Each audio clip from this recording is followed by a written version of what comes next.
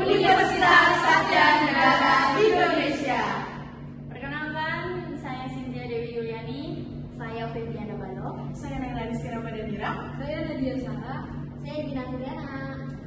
Mata kuliah Hukum Internasional. Di sini kami akan menjelaskan mengenai pengakuan dalam hukum internasional. Selamat menyaksikan. Teori-teori tentang pengakuan. Pertama, teori deklaratoir, yang artinya ada atau tidaknya pengakuan tidak mempunyai akibat apapun terhadap keberadaan suatu negara sebagai subjek hukum internasional. Dengan kata lain, ada atau tidaknya pengakuan tidak berpengaruh terhadap pelaksanaan hak dan kewajiban suatu negara dalam hubungan internasional. 2. Teori konstitutif. Teori konstitutif ialah pengakuan justru sangat penting, sebab pengakuan menciptakan penerimaan terhadap suatu negara sebagai anggota masyarakat internasional, yang artinya pengakuan merupakan prasyarat bagi ada tidaknya kepribadian hukum internasional. Dengan kata lain, tanpa pengakuan suatu negara bukan atau belum merupakan subjek hukum internasional. 3. Teori pemisah atau jalan tengah. Teori pemisah karena menurut teori ini harus dipisahkan antara kepribadian hukum suatu negara dan pelaksanaan hak dan kewajiban dari pribadi hukum itu. Untuk menjadi sebuah pribadi hukum, suatu negara tidak memerlukan pengakuan.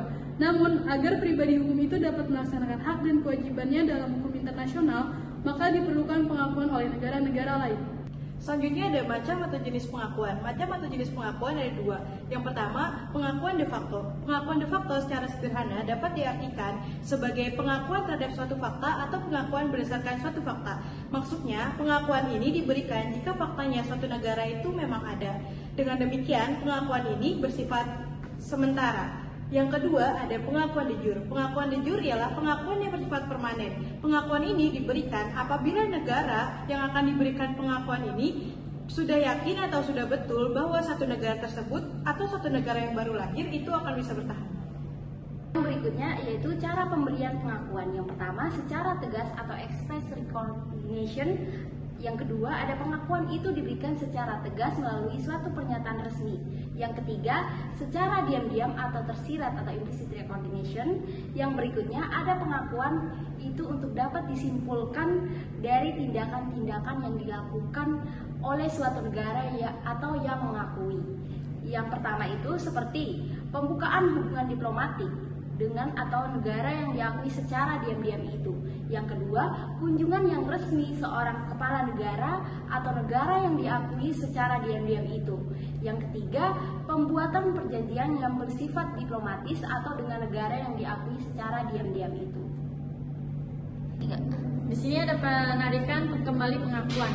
Pengakuan itu akan berlaku untuk selamanya dalam pengertian selama pihak yang diakui itu tidak kehilangan kualifikasinya sebagai pribadi hukum menurut hukum internasional. Yang kedua, ada pengakuan dalam hukum internasional tidak berlaku surut atau ditarik kembali oleh negara yang mengakui.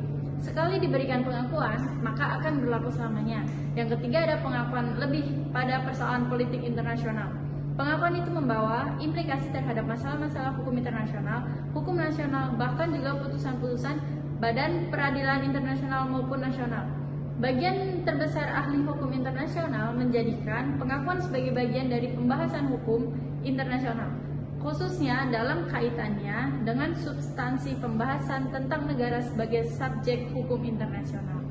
Yang berikutnya yaitu tentang pengakuan negara-negara. Yang pertama, pengakuan negara baru.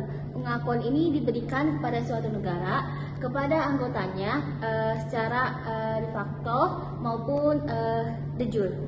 Terus yang kedua itu ada pengakuan pemerintah baru. Dalam hal ini dipisahkan secara pengakuan terhadap negara dan pengakuan terhadap pemerintahnya yang berkuasa. Hal ini biasanya terjadi jika pemerintah yang lama orang baru sangat kontras perbedaannya. Yang ketiga yaitu pengakuan sebagai pemberontak. Pengakuan ini diberikan kepada sekelompok pemberontak yang sedang melakukan pemberontakan terhadap pemerintahnya sendiri. Di pemerintahnya sendiri di suatu negara. Dengan memberikan pengakuan ini bukan berarti negara yang mengakui hal tersebut berpihak kepada pemberontaknya. Terima kasih. Oke, sekian dari kami. Terima kasih. Bye.